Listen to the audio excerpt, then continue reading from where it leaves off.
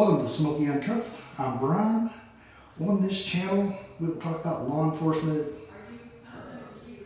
social networking, and just life. Today, I actually have another guest. His name's Craig Lemley. He was one of the earliest members of the power team. He's a motivational speaker and just happens to be my pastor. So, Craig, tell us about yourself and how did you end up on the power team? Well, Brian, it's awesome to be with you. I think it's really cool what we're doing here. And, you know, everybody has dreams growing up as a kid. I mean, football player, baseball player, lawyer, doctor, teacher, whatever. We all have dreams growing up. And my dream growing up was to be a professional football player. That's what I wanted to be. But the problem was, as I grew taller, I didn't grow bigger. And so I found myself in high school as a pretty decent athlete, played football, basketball, baseball, graduated 6'2", a whopping 140 pounds.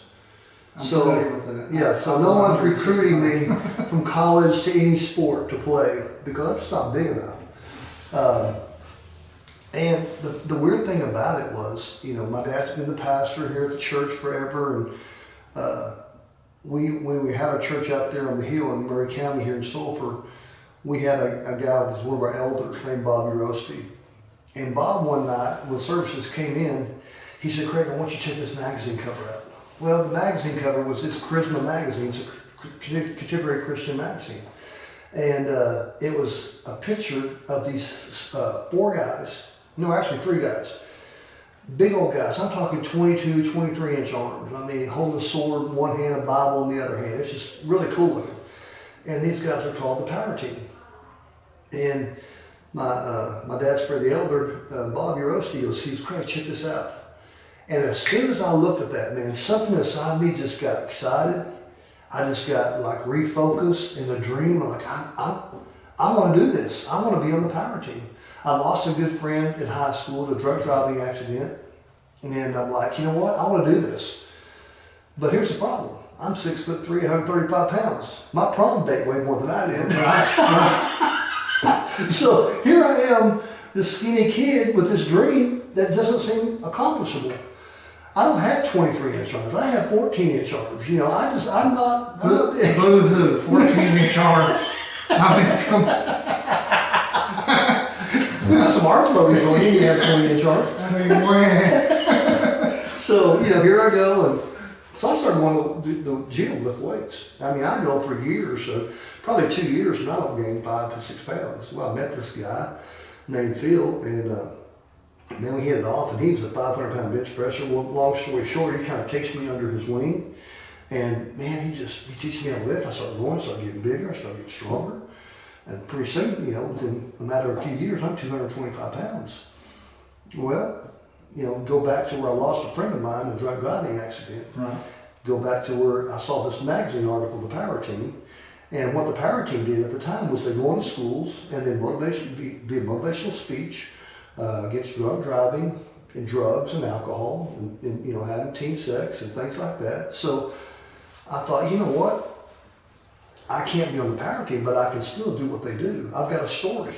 Here's the thing, Brian. Everybody's got a story. Absolutely. Everybody watching today has a story. I thought, I have a story to tell. I didn't drink, I didn't do drugs in high school, but boy, I knew a lot of people that did, and I saw a lot of consequences that were bad. And so I thought, you know what? I'm going to take my story, combination of breaking bricks, blowing up hot water bottles, and snapping bats, and I'm going to go to schools by myself and do this by myself. And that's exactly what I did. Which is amazing that you just took it upon yourself to do that. I mean, here I am. I'm 21 years old, basically a kid. I called the school. It was actually Kingston High School. I said, "Here's my name. Here's what I do. I'd like to come speak." Thankfully, Brian, they didn't ask for references because I had zero at that time. I was going to say, "You will be my first reference." Well, in this day and age, they go, yeah, exactly. Now they want to see a reference. They want to hear from the principal about you. But anyway, then let me come and speak. And so I take 3 stacks of bricks. I break them. I break a bat. And then the kids are just like, just zoned out. I was like, wow, that was amazing. And then I just gave my story. My dad was an alcoholic and prescription drug addict. I lost my friend in a drug driving accident. Just put those stories together. And I just told him, I said, guys, I'm not here to tell you what to do, but I'm here to tell you what you can be if you make the right choices. That's just the bottom line. Just make the right choices. Right. Don't do what everybody else is doing. Well, you know, I spoke at schools a lot too as a trooper, but mine was just the opposite. You're going to do what I say, because if you don't, Right. you're going to get a visit from me, and I'm taking you to Pokey, and Exactly. it's going to be a bad life, and it's a bad road to go down. Yeah. And sometimes that's what kids need. They need to hit rock bottom until they look up, you know. Right. But my goal was try to get them to make that right decision before you came along, or Correct, trouble yeah. came along in their life and made them make the right decision.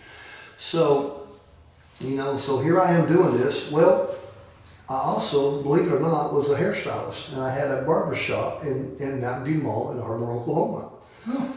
And so a pastor friend So of you mine. mean to tell me I've been going to pain getting my hair cut all this time, and you've been doing it all this time? Exactly. Exactly. And I only charge you $50. 50? Oh, okay, well, now I'm going to... That's a good rate. You know, somebody asked me one time when I was cutting hair with my customer, he said, hey, Craig, and he's kind of just an old staunch gentleman. He said, because I charge $15 for a haircut, cut style. He said, whatever happened to those 50-cent haircuts? I said, you got one. I just charged you $14.50 for the conversation. He never said another word. Absolutely. I mean, because you remember that saying, shave and a haircut, 2 hits. Yeah. He never said another word. But, you know, I played golf, started playing golf, and the pastor friend of mine I played golf with over there in Ardmore, he had a guy named John Cobb to come in, and John was from the power team. And he said, Craig, I'm going to bring him out the mall. He's going to blow up a hot water bottle, make an announcement. He's going to be at our church. I want to introduce you to him. I said, Blow up a hot water bottle. Yeah. I mean, that's probably one of the toughest things that we do, is hot water bottles. It takes 2,000 pounds of pressure per square inch to explode a hot water bottle. And so it's almost like equal to the pressure of a semi-truck tire when you blow these things up. Wow. It's crazy. I've had my face ripped open. I've had guys, you know, lose sight in their eye. They get popped so hard. That's why they use goggles now to do it. Oh my gosh. But I'm like, okay, cool, man, bring him by. I said, honey, I was a power team freak. I love the power team. I mean, my wife and I, when we were on our honeymoon night, after, you know, we get to the motel, we're talking, it's Saturday night, watching Power Connection. I'm watching the power team, you know. I mean, that's how serious I was about it, you know. Extracurricular activities later, but we're going to watch the power team right now. So you hear Grayson going, tonight? Really? Tonight? Exactly. So we did, but anyway, so I'm like, yeah, man, bring me by, I want to meet him. He's just a great guy. And he said, man, Craig, the pastor's telling me that you kind of do the things that we do. And I said, God, I'll be honest with you, I just emulate you guys. I just go out there and do what you do. But I said, I give my speech and my talk. And anyway, we got to be really good friends. We hit it off good. And it was probably 3 weeks later, he calls me. I'm at my shop, I'm cutting hair. He goes, what are you doing this weekend? I said, well, I'm working like I always do. He said, you want to come to Florida to the Strawberry Festival, Christian Strawberry Festival up here? He said, we're going to break bricks and stuff. He said, I want you to come on stage with us. We're going to give you a tryout. And I was just like, what? A tryout? Oh, yeah. Live tryout. A live tryout. Now, keep in mind, I broke bricks with my elbow and my forearm. Okay, that's how I did it. So we get there. I said, absolutely. So we fly out to Florida. We get there, and we set up all the bricks, and I'm just kind of watching, you know, how they do it. And he sets up a stack of bricks with 7 bricks. He goes, this will be your break. I said, okay. So I start warming up. He goes, no. With my forearm, I'm going to break. No. I said, okay. So my elbow, no. I said, okay, we're going to do it like this. No. He looked at me and goes, Oh my gosh, with your head. I said, bro, I never broke bricks with my head. He said, there's no time to learn right now. I said, isn't there training for this? He said, it's on-job training, and this will be your training. Now, keep in mind, this is the strongest bone in your body, your occipital bone here. Right. So he just said, come here, let me show you something. He said, drop your hips. You have to travel about 40 miles an hour. Drop your hips in your head. And your hips actually take your head through it, but it's your hips basically that breaks it. Your head makes the contact, but your hips drive through it. So in front of 5,000 people, on a semi-truck trailer outside, I attempt to break these bricks in my head. And I broke them all. I hit it so hard, I don't remember where I was at when it was over with. I was going to say, doesn't it hurt? Oh, it's mind over matter. If you don't mind, it don't matter. Here's the thing, honestly, it doesn't hurt if you break them all. It's when you break 8 out of 9, And it stops you. that power goes, that force goes back, goes back into your neck when you don't break it. Oh, yeah. And so, I mean, my chiropractors told me, Craig, if you ever quit lifting weights, you're going to be in a neck brace because you've had so much damage done to your neck. You know? So that's why at 55, I've worked out before I got here today. 55, my gosh, you're old. Yeah, thanks, Brian. I'm nice and young at 45. I'm still falling apart, but. So anyway, man, I thanked him for it. We had a blast, and I thought, man, this is awesome. You know, my dream came true. I got to do it one time. And 2 weeks later, he calls me and says, hey, John wants to know if you want to go on a power team trip. And I went on that trip. I went on another trip. And John Jacobs, the founder of the team, called me in his office and said, hey, we want to hire you full time. Awesome. And man, I was like, oh. I said, are you serious? He said, yeah. So you just fulfilled a lifelong dream just like that? Came, you know, and at the time, my business was just booming. It was doing incredible. You know, when we were at the mall, we were open from 9 in the morning to 9 at night. I had 17 employees. We were making about $500,000 a year. Oh, well, yeah, it wasn't like a small haircut. No, it was a big. It was a big thing, and God, you know, I mean, God blessed us with it. But here's the thing: I think there's two types of things. There's a perfect will of God, and there's a permissive will of God. And I was in God's permissive will. It was okay for me to cut hair. It's okay for me to have my own business. Right. But God had called me when I was 14 in church camp to ministry, so I wasn't in His perfect will. Right. So as soon as I had that opportunity and I stepped out of that successful business and I stepped away from a lot of money, I was so content, Brian. You know, here's the thing. I've always heard this. You've always heard this saying. My dad said, if you find something you love to do and you can make money at it, you'll never work a day in your life. Never a day. And that's so true. And you know, we got people listening and watching today that I guarantee they're out there trying to climb that corporate ladder. But here's the thing: in climbing the corporate ladder, be careful, because when you get to the top of that building, you're going to find that ladder was on the wrong building. Right. And you're not going to be happy. Right. And that's just it. I'm not a money monger. I've never been. As long as I've got enough to be happy, Right. I'm fine. Or as long as I can meet all the bills, I'm fine. That's me. I'm content. I'm not worried about being rich. To me, that's whole nother headache. Yeah. And you're going to deal with the people that are pulling and grabbing at you constantly. Right. And I mean, I don't want to deal with that. You know, when you can't make three digits or 3 zeros to pay your bills, it's stressful. Right. But when you have to make 7, 8 digits, yes, to make your bills, it's even more stressful. Yes. It's just another zero. Well, I mean, it's like, you know, I had RV and boat storage, and I sold it. I told them before, I sold it earlier this year for, you know, close to $500,000. Right. And I just paid bills off. I just paid debt. That's all I did with it. Yeah. I mean, I'm not a rich guy, but the guy that bought it off of me has 9 businesses, and we sat and talked for 2 hours before we finally made a decision on the deal. He pays out $1.2 million a month. Wow. A month to the bank to cover his stuff. That's another kind of stress level I don't want. That's a stress level that's that is so up here. It's not worth it. I couldn't sleep. No. I'd be bloodshot eyed every day because I'm thinking, well, oh my gosh. What have I got into? How am I going to make it? Right now, I'd love to talk to him today. Yeah. How stressed is he out right now because of coronavirus? And yes. I mean, everything's shutting down. Right. You know, businesses are going, the stock market's crashing. I mean, to me, he would be stressed out. I would be stressed beyond belief. I don't know how he deals with that. No. I wouldn't want to try to deal with that. No, I wouldn't. It's just, you know, I look at all that and I, you know, watch the news before I came up here today on Good Morning America or Today's Show and then our local news, and it's pandemonium right now. And people don't know what to do. People are scared, and I get that. But, you know, both of us are people of faith, and we've got to put our trust in God. We've got to put our trust in the Lord, and that's the bottom line of it. That's where I put my trust. But I'm also going to use wisdom. I'm not going to be one of these God will take care of me, and I don't worry about nothing, and I'll go out and do foolish things. No, God won't. Well, He expects you to use your brain. To use your brain and do what's best for Have you. wisdom. That's right. And here's the thing, you know, it says, you know, we don't have gatherings of 50 or less or whatever, or don't go here, don't go there. Just comply. Just comply. Right. Just comply. And here's what I found, you know, we can rise up and say, well, I'm not going to do that. The Lord will take care of me. But here's the thing with that. And that was kind of my attitude for a little bit. And I got to praying about it, and I got to think about it, Brian. Here's the thing.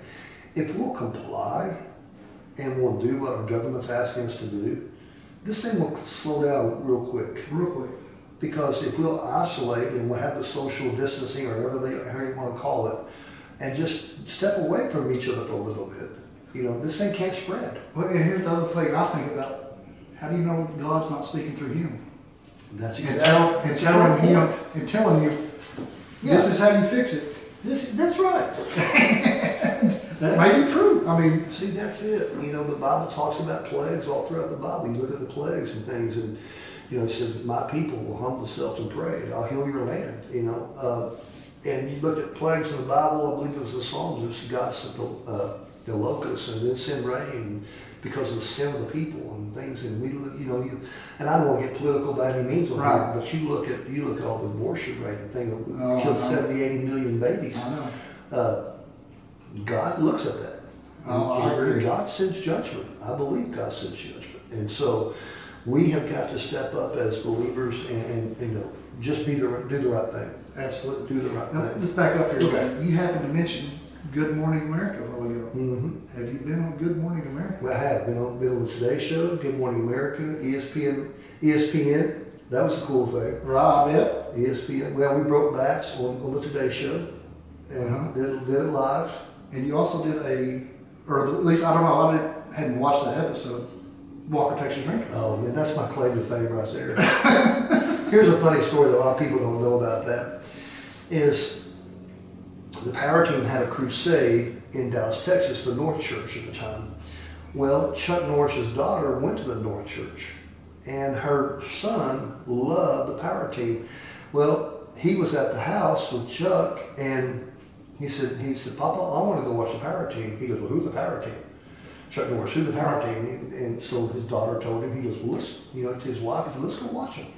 Right. So they came, and I was giving my testimony that night about my dad. Right. So I guess at the very end, we had an altar call, and we had several hundred people come up. Well, I look up, and there's Chuck Norris standing there with his grandson, and tears in his eyes, and tears in his little grandson's eyes, and I just shook my hand out, and I shook his hand, and said, hey, little buddy, man, I'm so glad you accepted Christ. And he's just crying, man. I mean, you could tell he really genuinely had that transformation there.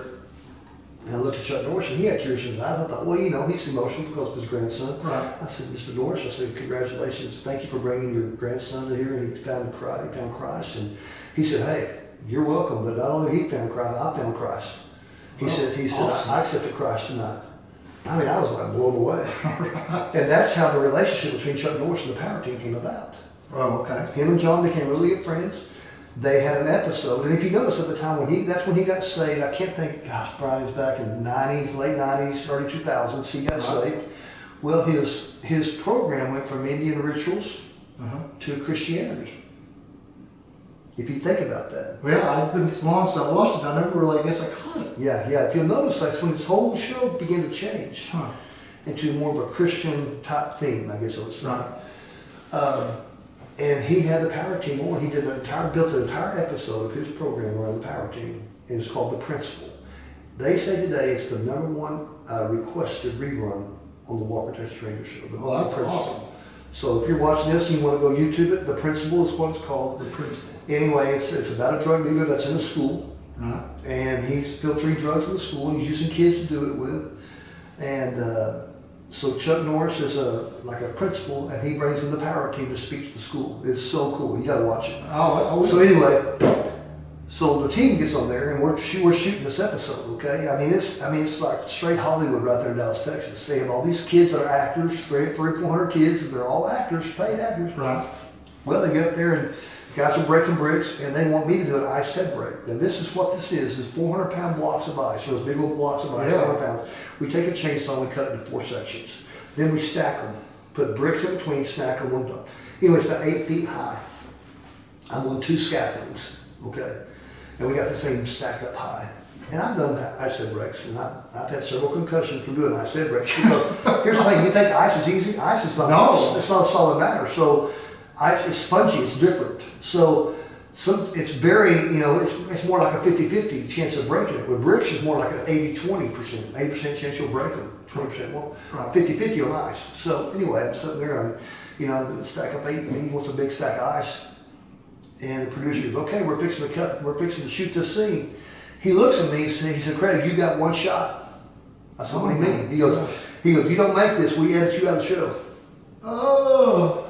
So I'm thinking, I don't want to be edited out of the show. No. This Walker, freaking Texas Ranger, I don't want to get it out. So man, I raised up and I hit that thing so hard that when I came up, I shook my head, and they think it's for the show, but it'd be, for the effects. The effects and look how powerful. No, I didn't know where the heck I was. I was like, get the cobwebs out of my head. Right. And I went like this, like I did it, and I get down and I don't know where I'm at.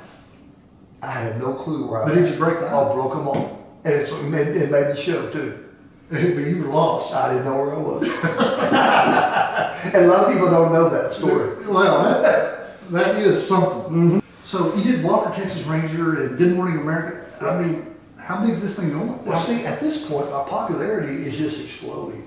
And here's the thing, Brian, what's so incredible, you look at the WWE and it just, hundreds of thousands of people go watch this thing, or try to get in there, just have 80,000 in the stadium who watched the WWE.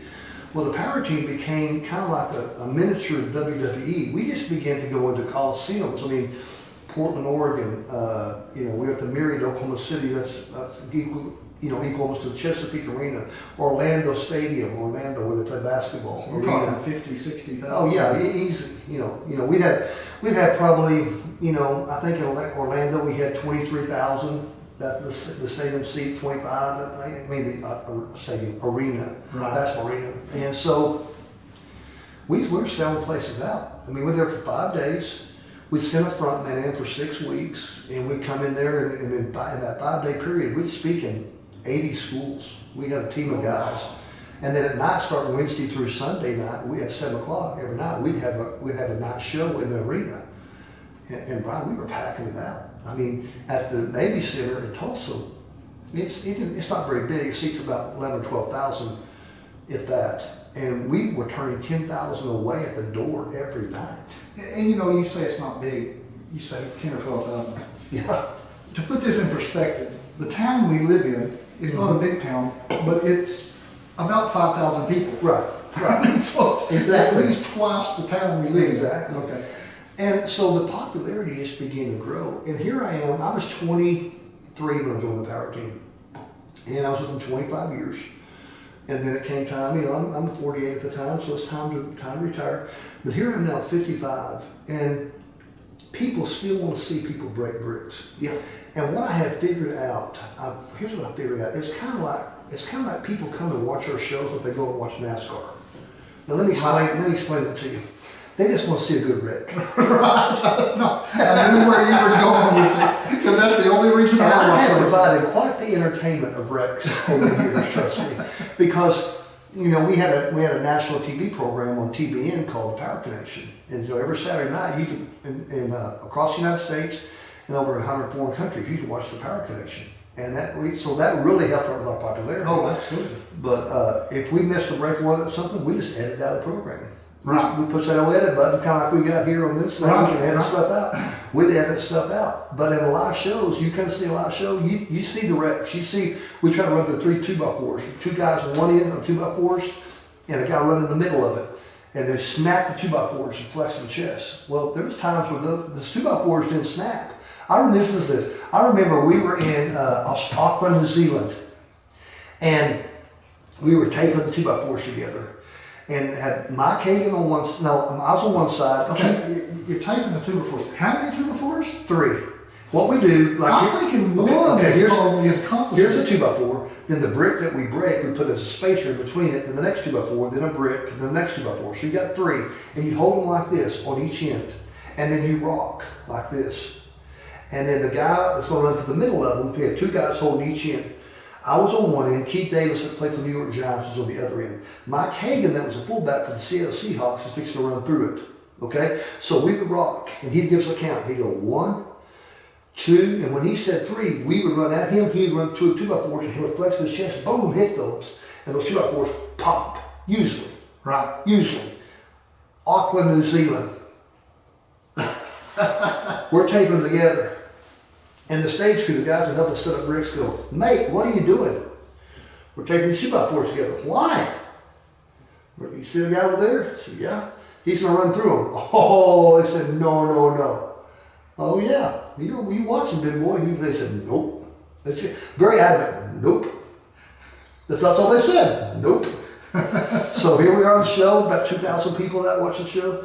He gets camped down, me and Keith Davis like this. And we run full speed at him, and we hit him. And when we did, and now the guy that runs through it, if he's going to get slammed, he hits and they don't break, he slams. First thing he hits back is his head on that floor. Right. Not only does he get slammed, me and Keith Davis both get slammed, and we're all three knocked out. I mean, cold. Man, they're cold. I come out of it, Keith comes out of it, and we look up and Mike is still out. They had to carry Mike off the stage. Now, I know it's not funny, but it is now. Well, right. But here's the thing. Well, what happened? Well, what happened is the guys at the stage crew like, I told you, nope, wasn't gonna work. I said, well, why? Why didn't it work? Mate, our 2x4s over here are treated to withstand up a 150-mile-an-hour wind of a hurricane. Oh my gosh. That's pretty information. You should have told us before we did it. Yes, that would have been good information, absolutely. They didn't tell us. It was hilarious. Well, yeah. It was hilarious. So that's one feat of strength that we do. But oh my gosh, it was so funny. But like I said, the power team, because of our program on TV, and then selling out coliseums, it just popularity grew. And then as we all knew, the wall came down. Right. With President Bush, the father, when the wall came down, we were one of the first ministries to go to Russia. Now, Russia was a whole other world. I mean, literally a whole other world. Russia really got me. I mean, it really bothered me. When I came, we were there for 2.5 weeks, and I came back, and I really wasn't the same. It really affected me mentally. I even told God, I'll never go do another missionary trip unless you ride in the sky purple. I mean, that's how bad it affected me. Well, and I mean, growing up, I was talking about Russia. That's who we had the Cold War with, and that's right. in my youth, that was it, the Cold War. I was taught when I was a little boy, we hate Russians. All right, yeah. Russians want to kill us. Right. And that's all I was taught. And then when I went over there, I mean, it was just, there's no color over there. You see the Kremlin, and you see all the beautiful color of the Kremlin. Right. That is the only color in the state of in the country of Russia at that time. What I mean by that, buildings are brown, gray, black. Cars are brown, gray, black. There's no color. You walk into a five-star motel over there is like a fancy Super 8 over here. Really? Hell yeah. No color, the furniture has no color, no color. And they told us to be sure to bring your own toilet paper because the toilet paper is like sandpaper over there. And bring you snacks, bring you something to eat because the food's bad. And they went live. Well, I brought a bunch of peanut M&Ms. And so we all had our own tour guide, basically, so to speak. And me and another guy get in the car, and I'm in the front seat, and he's in the back, and I'm a driver, and I have a package of M&Ms. I take a shot, 2 or 3 in my mouth, and put this package down at in the console, and that driver just locks eyes with it. He just looks at it, stares at it, and he goes, "Where are we going today?" He doesn't even look up; just keeps looking at that paper, that package. I said, "Well, you tell us where we're going." He said, "First we want to go to the gym and work out, and then we'll see some stuff." He kept looking at it. Finally puts it in gear, and he's driving off. He looks at the road, he looks back at that paper. I said, "You want some M&Ms?" I said, "You want that?" He goes, No. I said, "Come on, they're good." He said, "No." Finally, I had him try one. He liked it, but he kept looking. I said, "What?" I said, "You want that? You can have that." Right. He said, I want the wrapper when you're finished." I said, "Well, why?" He said, "The color is beautiful." Was it brown and white? It was a yellow. And peanut M&M color. Okay. It was just a beautiful yellow, pretty yellow and blue and gray. Okay, And so he was mesmerized by it.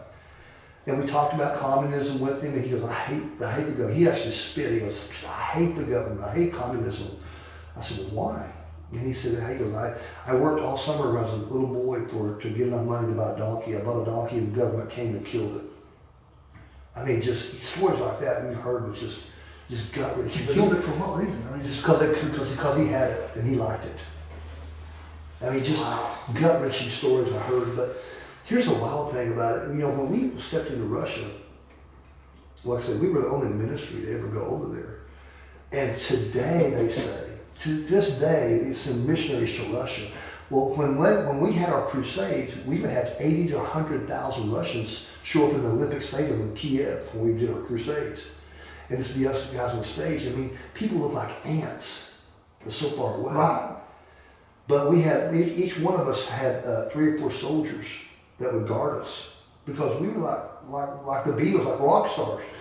I mean, people would flock us, and it was scary. Yeah, It was actually scary. I can imagine. And so, you know, when the crusade was over, I mean, we just had to be protected. But I gave an altar call, and 50,000 Russians responded and came forward in salvation. Wow. 50. I'm not exaggerating. 50,000. And I looked over at the TBN, Paul Crouch's, and he just tears in his eyes, and he shook his head. You know, I don't know what to do. Yeah. But the thing about it is, at that time, they had 3 TV stations. You know, we got, 900 channels we can watch? Yeah. They had 3 channels in Russia at that time. Right. And one of the 2 stations aired our program.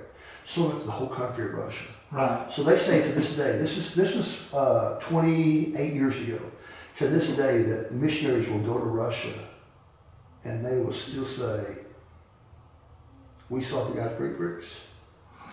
That's amazing. We gave our heart to Jesus there. Right. So it's just, you know, it's historic. Right. What God did was historic. And, you know, I would sit with my wife in a motel, in a restaurant in Dallas, where we lived at that time. We lived there for a couple of years before we moved back to Oklahoma.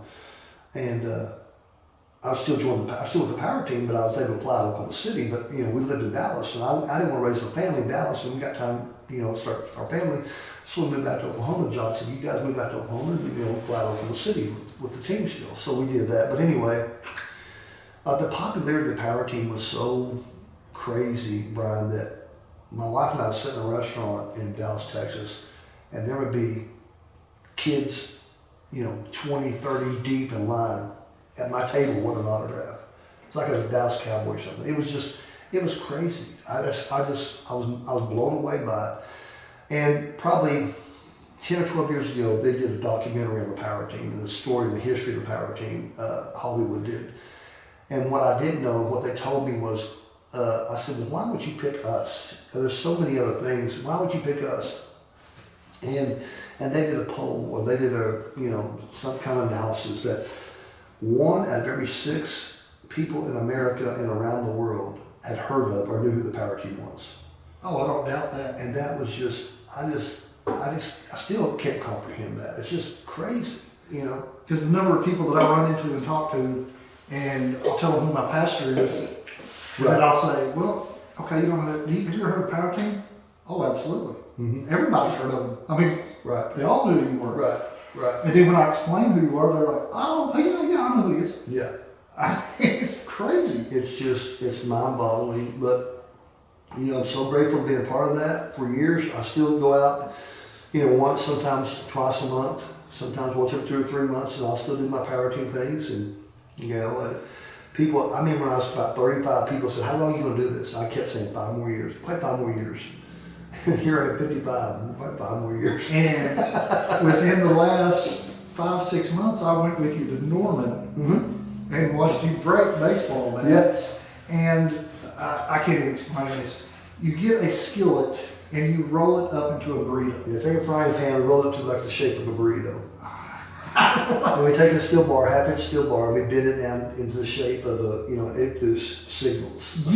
Using your mouth as the the center point, the fulcrum there where you're bending your mouth. Yeah, and we snap a bat, and you snap it over my leg or behind my back or under my leg or something like that. And here's the thing, it's just kind of like, a singer.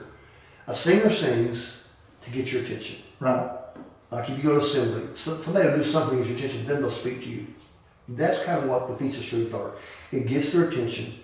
It obviously grabs respect instantly when you can do stuff like that. You get the respect, and they'll listen to you. And then I find when you give somebody respect, you can get to their heart, and you can give a message. And after that message can change someone's life. You know, I've had gang members give me guns, give me their colors, give me all kind of paraphernalia from the gangs.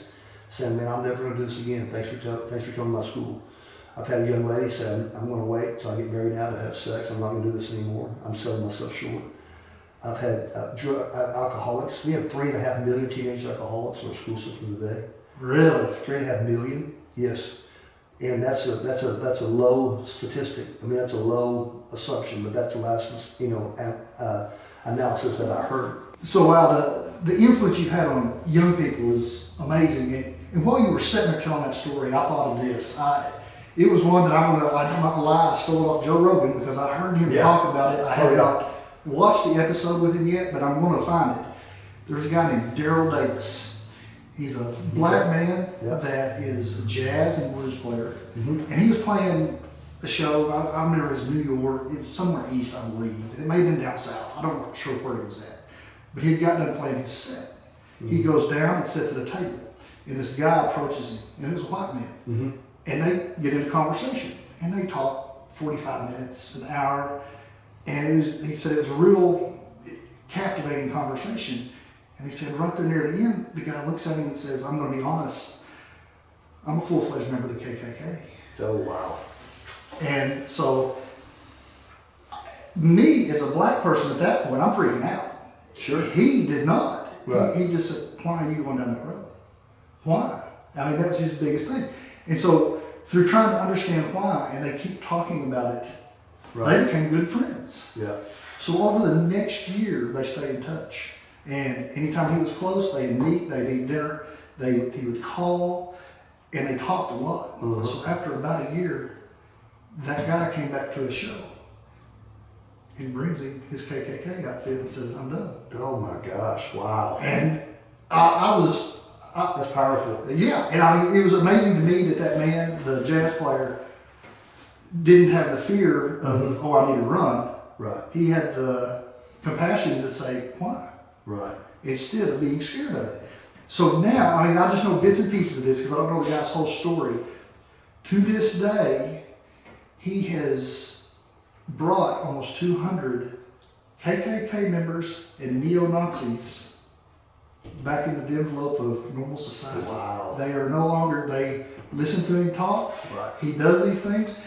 And even the more amazing one is the Grand Wizard? Grand Wizard is the head dude. He is a godfather to an ex-Grand Wizard's. No, wait a minute. He is the godfather. The black musician, Dwayne, Yes. is a godfather. To the grandchild. Oh my goodness. Of a former Grand Wizard. Yes. KKK. Yes. Wow. And I mean, they're good friends now. Yeah. And I mean, that's just what that kind of led me to think is that you were talking about all the influence. To me, influence. I mean, I need to listen to the guy talk because I'm sure he will talk for 5 minutes and I'll just be sitting there with my jaw dropped. See, that is the power of one. Yes.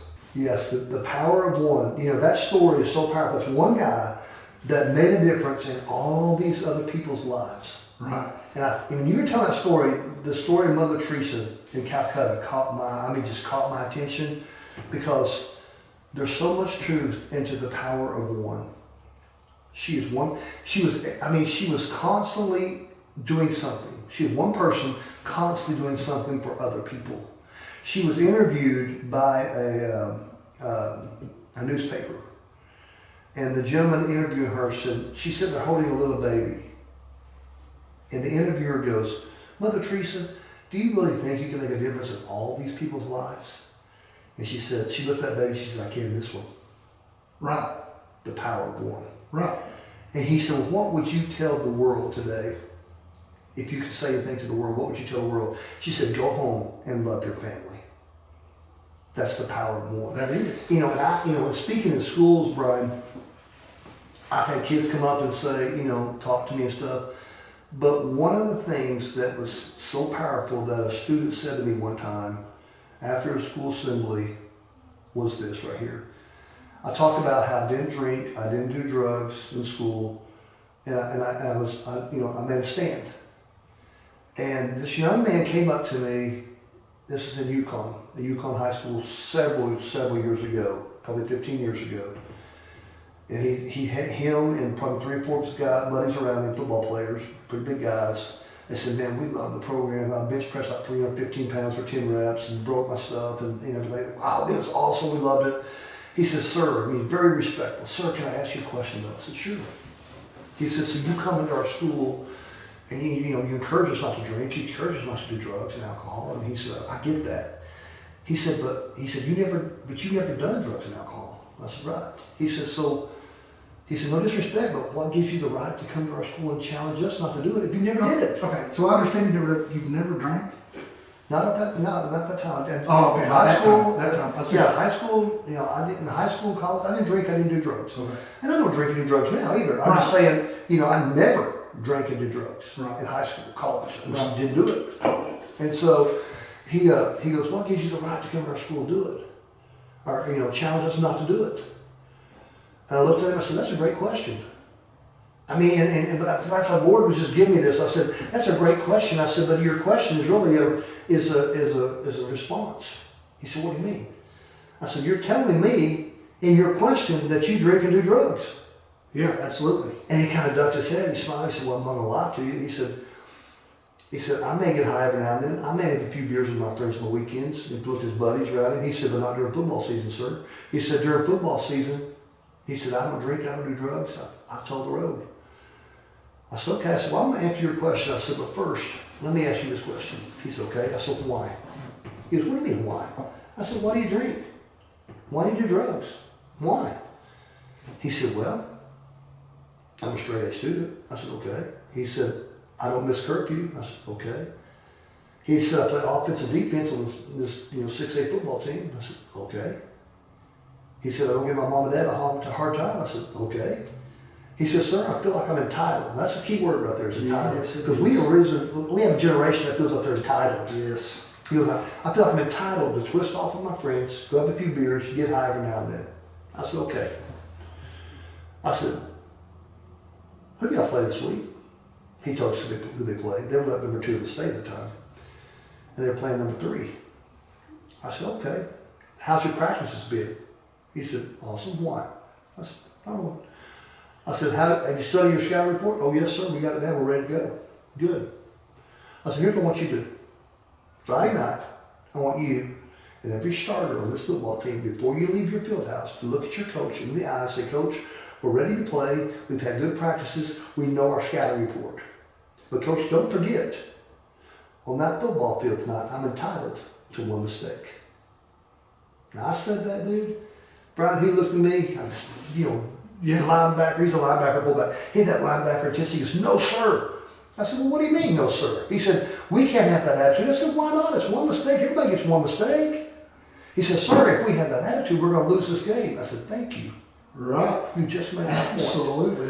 And he goes, well, what do you mean I just made your point? I said, when you believe the lie that you're entitled to get drunk and you're entitled to get high, you can lose something more important than just a football game. You can lose your life. It could cost you your life. Right. I said, you may make it home this Friday, or you may cross the line and cost the family their life. Right. You may make it home next Thursday or Friday or Saturday, or you may cross the line and hit a jogger while they're jogging down the road. And where I can twist that into law enforcement, the number of high school kids over the years, over 20 years that I got that were drinking and driving. Yeah. And dependent on all their actions, now if it's out of a wreck, now you're nailed. I mean, that's just it. But the majority of them, if they were, 16, 17 years old, Right. I'd go, call dad. Because I know what a DUI does to you over a lifetime, because it's always on your record, Always. the cost of it. Thousands of dollars. I've even had them when I said, let's call dad. Oh. And they go, No. no, let's call mom. And I go, no, I want to call dad. If you don't want to call dad, that's who we're calling. We call dad. And I've called, I don't know how many dads I've talked to. And I just get on my phone, call them, go, hey, this is who I am. I'm Trooper McGill, blah, blah, blah, blah. I've got your son. He has been drinking. This is the location. Bring somebody to drive his car, and I'll let you take him home tonight. Ooh. But I expect some discipline from you, or I will administer the discipline. Wow. And that's good, Brian. The best thing I've had from it is there are a couple of the guys that were doing that are now grown adults with families. Right.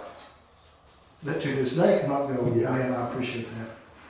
One of them blew a stop sign and almost T-boned me driving down the highway. Oh my gosh. Well, and I mean, we get a lot of driving training. I went off in the median, controlled my car, and if you know what a J-turn is, it made me really mad. Right. I mean, I almost got T-boned. I pulled out on the highway, nobody behind me, and I throw it in reverse. And when the J-turn is where you throw it in reverse and you swing the front of the car around, and I did it, and I parallel parked next to me. And I jumped out of the car and I said, "Get out of your truck, in my car now." And he gets in there, and I call his dad.